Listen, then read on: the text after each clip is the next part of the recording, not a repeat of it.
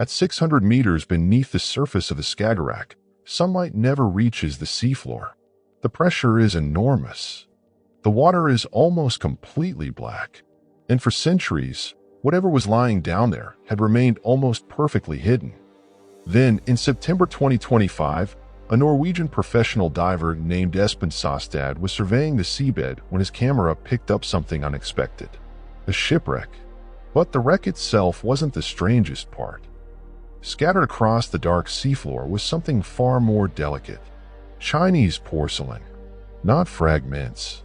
Not a few broken pieces. Whole plates were lying there in stacks. And suddenly, a routine seabed survey had uncovered something archaeologists had never seen preserved like this in northern Europe. A merchant ship from the 18th century, still carrying the remains of a cargo that had disappeared almost 300 years ago. The wreck would eventually become known as the porcelain wreck.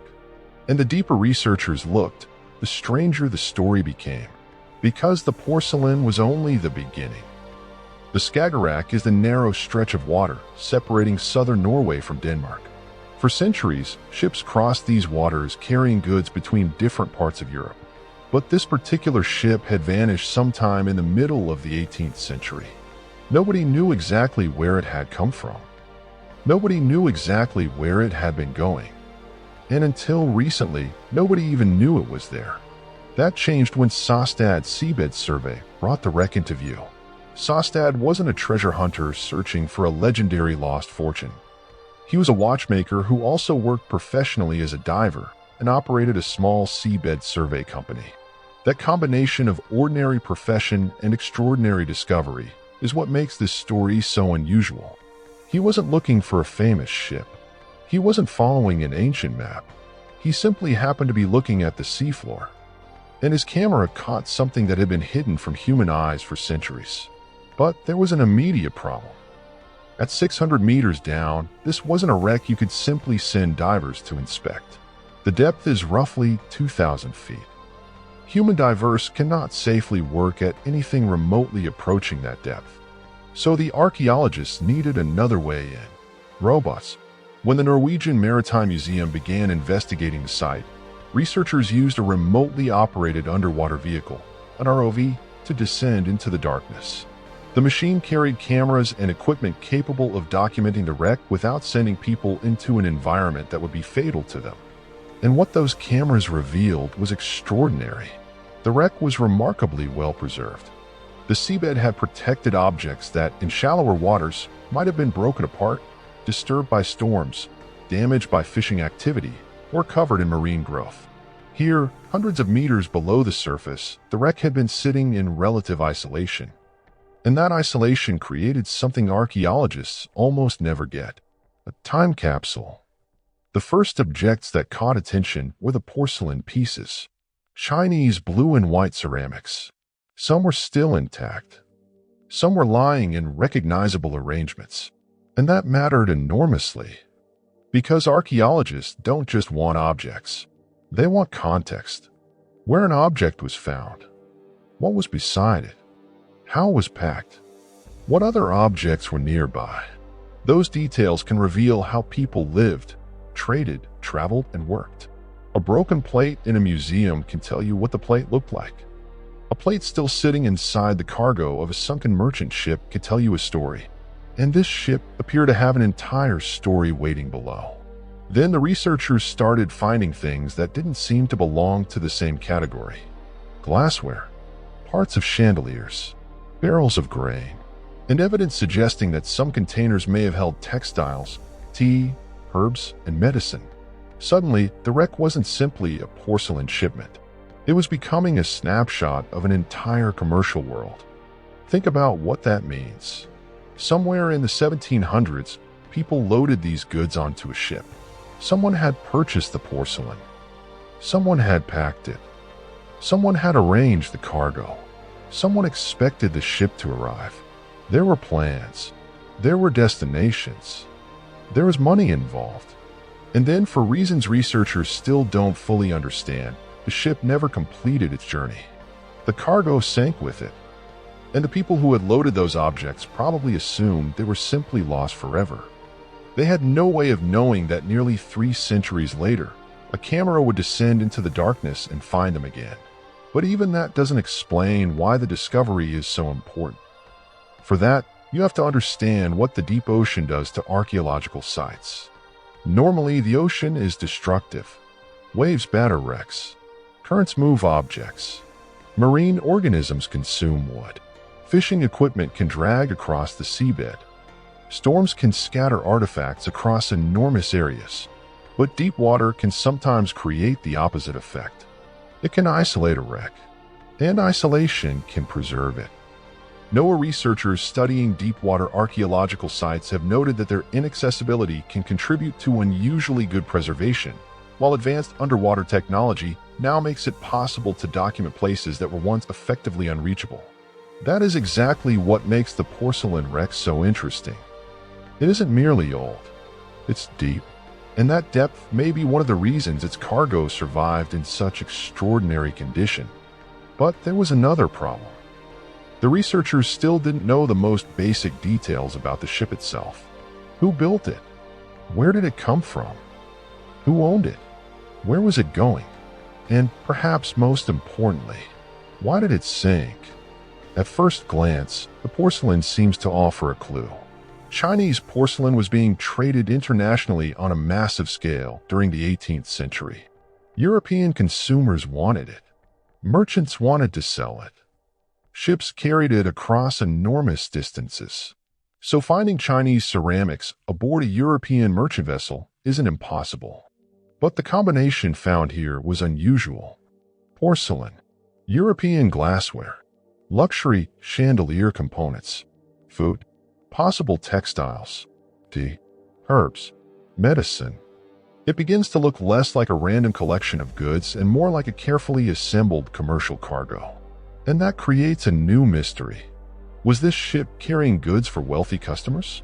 Was it transporting supplies for another merchant network? Was it part of a larger trade route connecting Europe with Asian markets? Researchers simply don't know yet. And that uncertainty is important. Because this is where a good archaeological mystery stops being about treasure and starts becoming about evidence. There is a temptation whenever an ancient shipwreck is discovered to immediately create a dramatic story around it. A lost treasure, a secret voyage, a forgotten captain, a mysterious disaster. But archaeology doesn't work that way. The wreck doesn't get to tell researchers what they want to hear. The evidence has to come first. And right now, several major pieces of the story remain unknown. The exact identity of the ship has not been established. Its origin and destination remain uncertain. Researchers are still studying the cargo, and much of it is still sitting on the seabed. That might sound disappointing. It isn't. In archaeology, an unanswered question can be more valuable than a convenient answer, because every artifact can become another piece of the puzzle. A glass fragment, a piece of wood, barrel, a mark on a ceramic plate, textile, even the position of an object on the seabed. Together, those details can reveal what happened. And the Norwegian Maritime Museum has already begun creating a detailed 3D record of the site through photogrammetry. Instead of simply pulling objects out of the water, researchers can document where they were found and how they were arranged. The wreck becomes not just a collection of artifacts, but a three-dimensional historical crime scene. Except the crime happened almost 300 years ago. And this is where the story takes an unexpected turn. The most valuable thing on this wreck may not be the porcelain. It may be the information. For centuries, historians have reconstructed maritime trade using surviving documents, shipping records, letters, merchant accounts, port records, maps. But documents only tell part of the story. A shipwreck can show what actually ended up on a ship. And sometimes, those two stories don't match. That's why archaeologists are being careful. They aren't simply recovering beautiful objects for display. They're trying to reconstruct a vanished moment. What was being transported? How was it packed? What did merchants consider valuable? What did people eat? What did they drink? What medicines were carried? What kinds of luxury goods were moving through Northern Europe? And what does this tell us about the people who were buying them? The answers could turn a nameless wreck into a remarkably detailed portrait of 18th century commerce. But there is one more reason the site matters. It represents a technological shift in underwater archaeology. For most of human history, the deep seabed was effectively another planet. Ships could sink there. Objects could disappear there. Entire chapters of history could be buried there, and nobody could reach them. Now that is changing. OVs can descend into the darkness.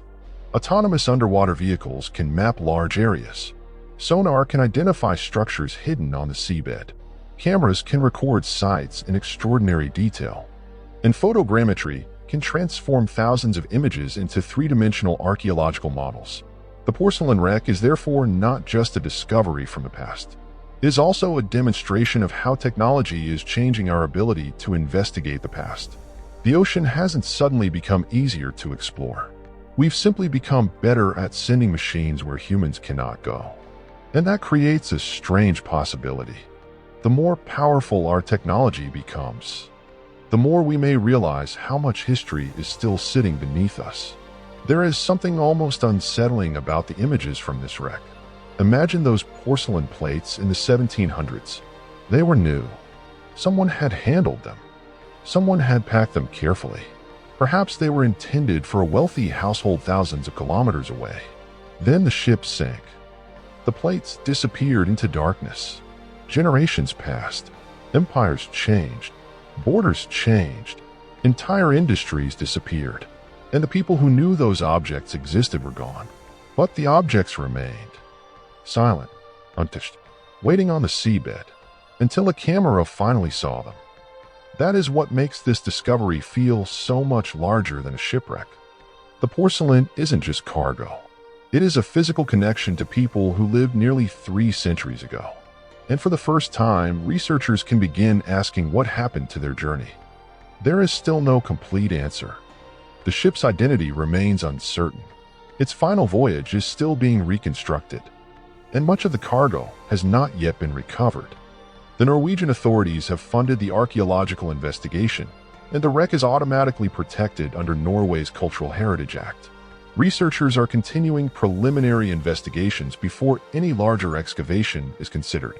That protection matters, because once an archaeological site is disturbed, its context can be lost forever. The goal isn't simply to bring everything to the surface. It's to understand the site before removing anything, to record it, map it, study it, and preserve what can be preserved. Some objects have already been recovered and are undergoing conservation and research. Others remain exactly where they have been for hundreds of years, down there in the darkness. And perhaps that's the most remarkable part of this entire story. When Espen Sostad's camera first revealed the wreck in 2025, it didn't uncover a famous treasure ship. It uncovered something much quieter. A forgotten merchant vessel. A collection of ordinary and luxury goods. A cargo that had been waiting in the dark since the 18th century. There were no crowds waiting on the seabed. No historians standing beside the ship. No one left alive who remembered where it came from. Just a wreck, and thousands of objects preserving fragments of story nobody had heard for centuries. And that is why the title of this discovery can be misleading. What was found 600 meters beneath the sea wasn't necessarily something that was never meant to be seen. It was something that was never expected to be seen again. A ship disappeared. Its cargo disappeared with it. And time did what time always does. It buried the evidence. Until almost 300 years later, technology reached into the darkness and found it. The sea had kept the secret. All it took was someone looking in exactly the right place to make the past visible again. And somewhere beneath the Skagerrak, much of the story is still waiting.